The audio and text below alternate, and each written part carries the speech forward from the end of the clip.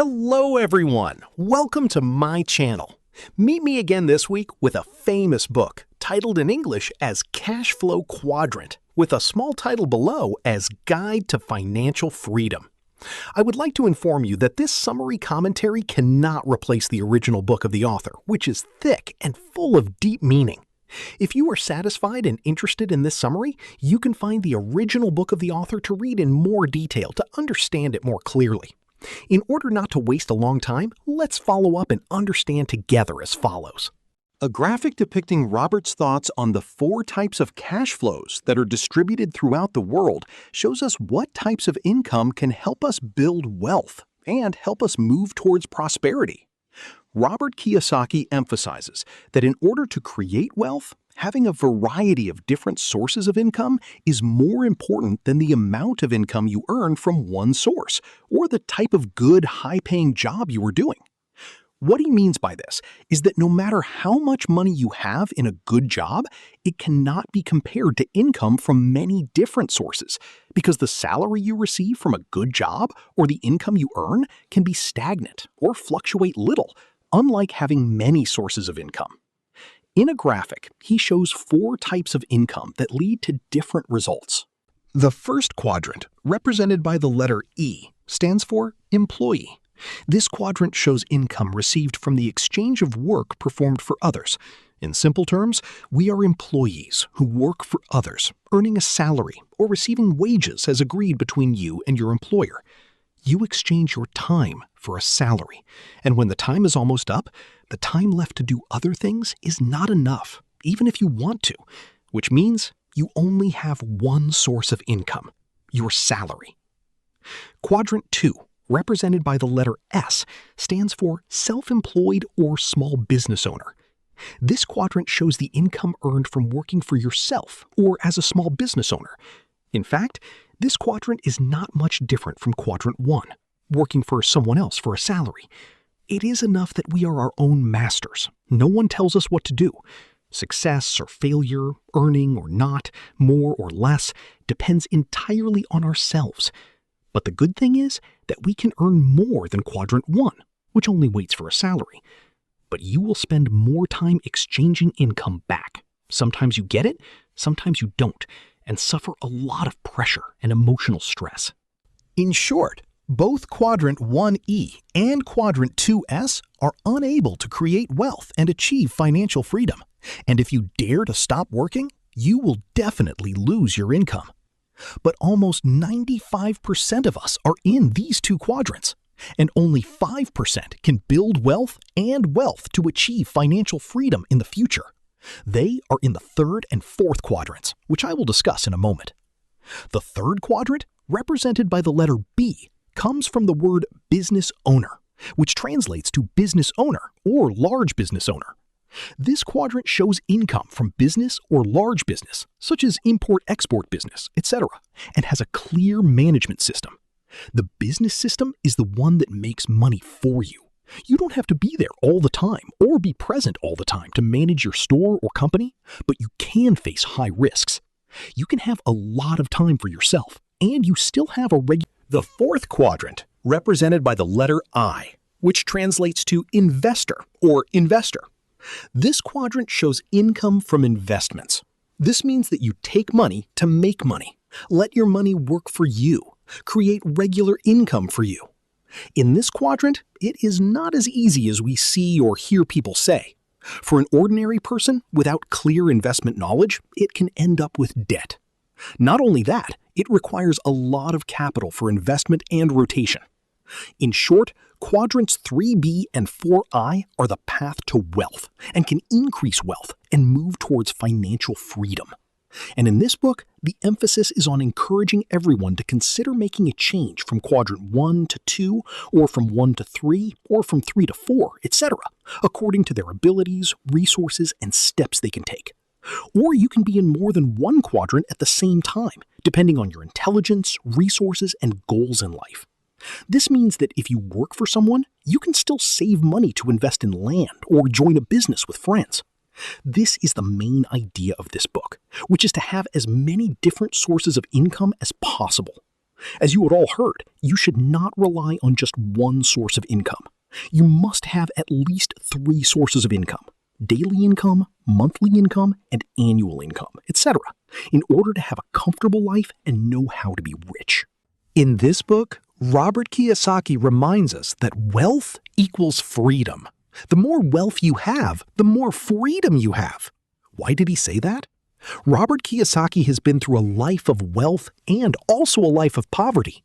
He said that if he had to choose between a life of wealth and a life of poverty, he would definitely choose a life of wealth because it is better than a life of poverty. He said that the more money you have, the more freedom you have to continue to live life to the fullest and pursue your desires. If you are a good person, you will also be able to participate in humanitarian activities more and more widely. Therefore, the author of this book would like to encourage everyone not to think that you were wrong, bad, or selfish because of wanting to have something. There is nothing wrong with that. Everyone wants what they want, as long as the desire to have something does not cause pain to others. In the past, we used to hear that time is money or gold. But until we reach middle age, we will begin to understand that time is life, not just gold and silver. As for Robert Kiyosaki, he seems to define money is time. This assumption may be a bit contrary to the thinking of most people. His ideas seem to be contrary to everyone's thoughts, which is why he can become one of the 5% of people in the world who are successful in life. He said that the more wealth you have, the more time you will have, and the more resources you will have. He understands this because he thinks that when you have more and more money, the time you spend on making money is less and less, and you will have more time to do other things you want to do in life. So when you have enough time to do something that meets your desires, it means that you have enough freedom in this life. If we go back and look at the picture of our quadrants, in the E and S quadrants, when you work harder to make money, your time will be more scarce. While in the B and I quadrants, when you work harder, your time will be more abundant. Another idea of Robert Kiyosaki about money is that money is freedom. The freedom to spend your time the way you want is not the kind of freedom that Robert Kiyosaki values. It goes beyond that. He wants to focus on financial freedom, which means that you no longer have to worry about spending money in your life. In simple terms, what we Khmer people often say is that money will never run out. Even if you want to spend 10 more, it will never run out. This is the life of the elite. Let me briefly highlight 2 key words: financial freedom and financial independence. In the above sense, when we say that money will never run out, even if you want to spend 10 more, that is the meaning of the word financial freedom. As for the words financial independence or financial security, it means that you have enough income. You don't have to work. You can have enough income to pay all your expenses without worrying at all. After you all understand these 2 words, what kind of income level do you all dream of? For me, just having an income that can pay all your expenses, financial security, when you have to spend, is more than enough. I don't want to reach the level of aristocracy and spend all your money. What do you think? I have a question for all of you who are listening to this commentary. For example, if near our house, in a village, there is a large natural lake with a lot of fish that can be used for eating, exchanging, and other benefits for all the people in the village without worrying about the lack of fish to eat. But you all have the most ability. You can catch the most fish. You can get up to tons if you all want, because you all have modern equipment, you have enough ability to fish a lot, and the villagers only have fishing rods and nets, traps, etc. Do you all try to collect as much fish as possible by fishing, or do you all fish sparingly, leaving some opportunities for the people in the village who cannot catch tons of fish to live on some of the catch to exchange for their livelihood and food? Should you live on the catch, or should you fish as much as possible? This is just a small thought for everyone, because this question may make everyone think about the balance of economic benefits. Let's move on to our topic. I have 3 more questions to ask you as well. Question 1. Is your work and free time balanced? If not, would you like to change it? Do you want to have more work and responsibilities? Or do you want to have time to do what you want to do, go where you want to go, without worrying about the cost? Question 2. Most of you work well and move up in rank, but do you all have less and less free time or more and more free time? Why is this? Question 3. For example, if you had enough free time to do what you wanted, what would you do with the time you have? And why would you want to do it? We'll leave it at that. There is no right or wrong answer to this question. It is only the right and perception of each individual. Since most of our businesses are small and medium-sized, I would like to bring up Robert's concept regarding the factors that cause small and medium-sized businesses to fail to explain it to all of you who were not yet aware of it. According to Robert's statement in this book, he said that 60% of small businesses may fail in the first 10 years. Here are some important factors. Factor 1. Insufficient capital.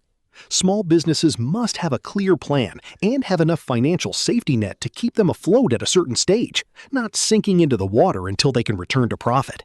If they don't allocate enough capital, the money may run out before the business turns a profit, and it is very difficult for a business that is not profitable to get any financial loans.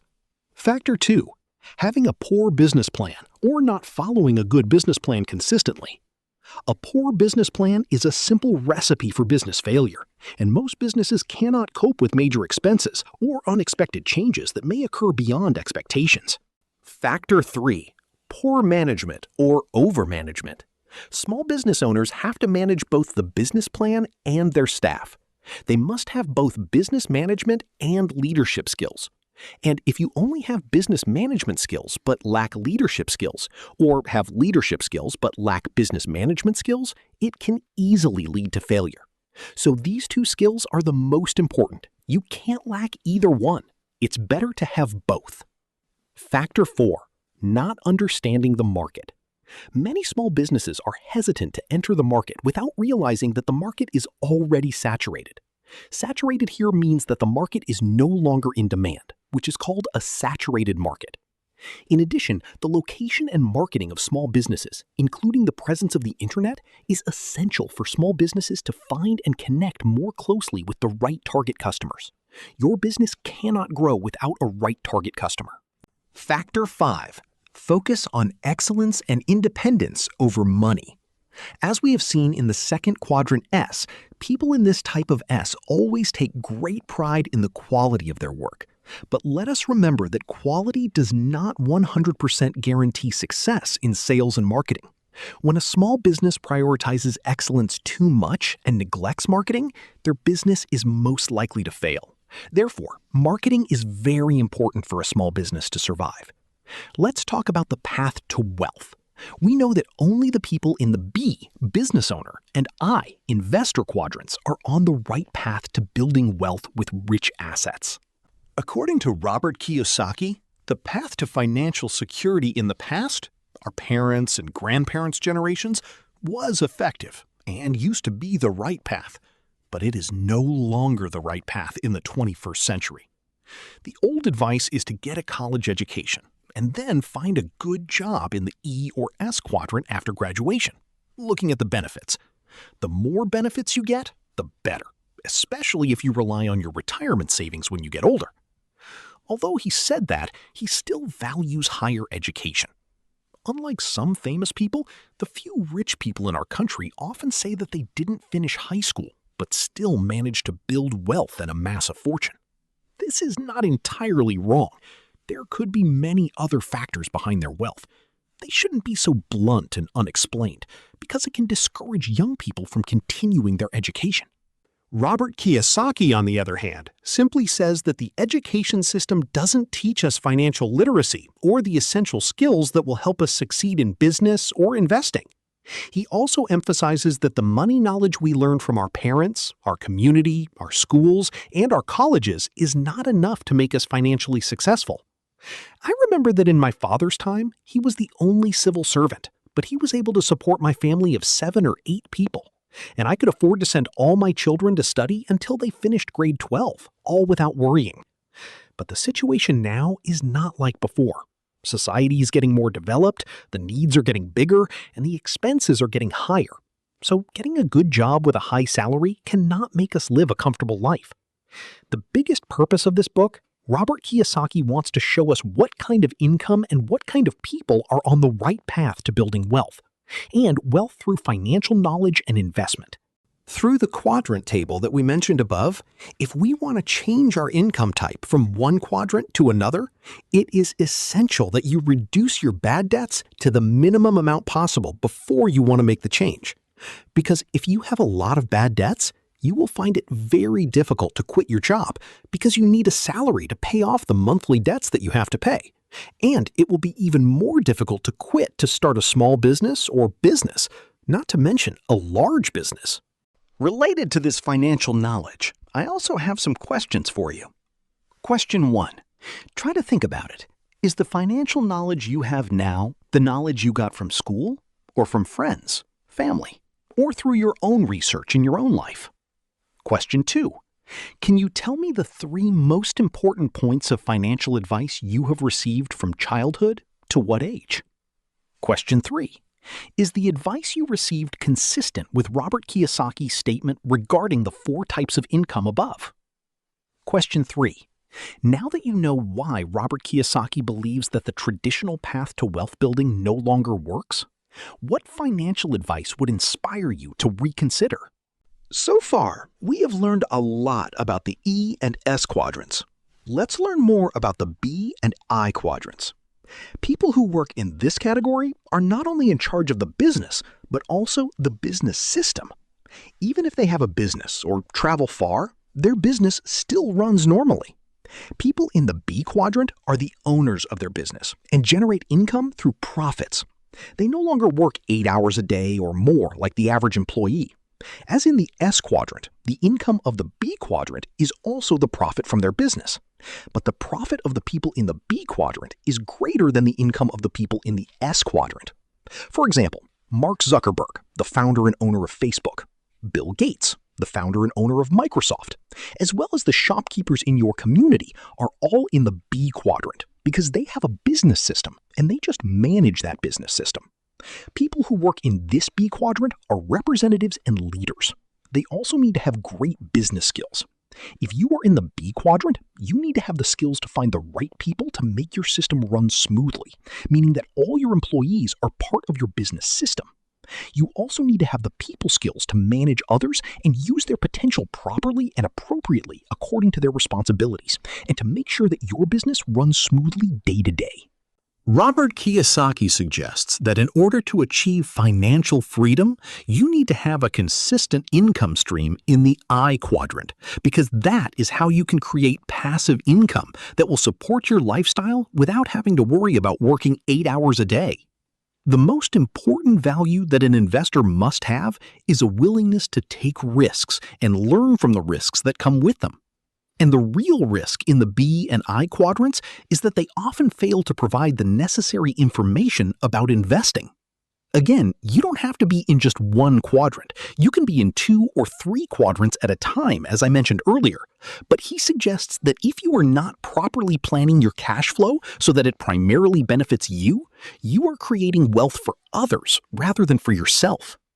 Finally, Robert Kiyosaki recommends starting with the B quadrant if possible, because it is the path to greater wealth, because you can take advantage of other people's time to build your wealth, rather than working for them or yourself in the E or S quadrants. Robert Kiyosaki says you have 2 options when trying to build your empire in the B quadrant. Create your own business system. Buy an existing business. Robert Kiyosaki offers 3 ways to manage your own system in the B quadrant. 1. Find a mentor in the type of business you want to start. But make sure your mentor is someone who is actually successful in the field you want to start, not someone who is a paid consultant. On the other hand, you shouldn't be getting advice for the B quadrant from someone who is in the E quadrant. If you can find the right mentor, it's a great way to learn how to be successful in the B quadrant. A mentor will help you cut through the noise and teach you the essentials you need to be successful.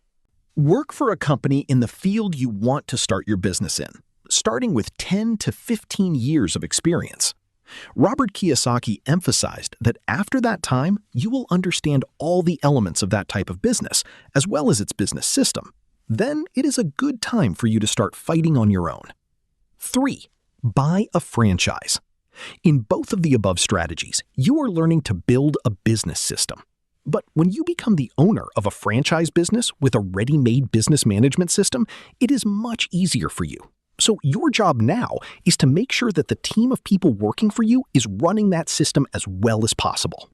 Franchising is not for the faint of heart, because in this business, we are only following the operating standards of the franchise owner according to their own specifications. Robert Kiyosaki advises that buying a franchise is not all good. There are 3 things you need to pay attention to and consider before buying. 1. Be careful of hidden costs. You must make sure that you know all the costs when you buy a franchise of any business, in addition to the profits that you have to pay back to the company from which you bought the franchise. Be careful of fraudulent success figures or statistics, especially statistics about average income, which can look impressive to you, but in reality, they are not. Franchises work differently by geography, so make sure that you do your research, investigate, and get accurate information about the business in your area. 3. Check the non-compete clause. You may be prohibited from doing business in the same or similar business for a certain period of time after you end the contract or after you sell your franchise to a third party, etc. Please check this carefully before making a purchase decision. Congratulations! You have reached the end of this book summary. Thank you for listening. See you next time with another new self-development book. For now, thank you and goodbye.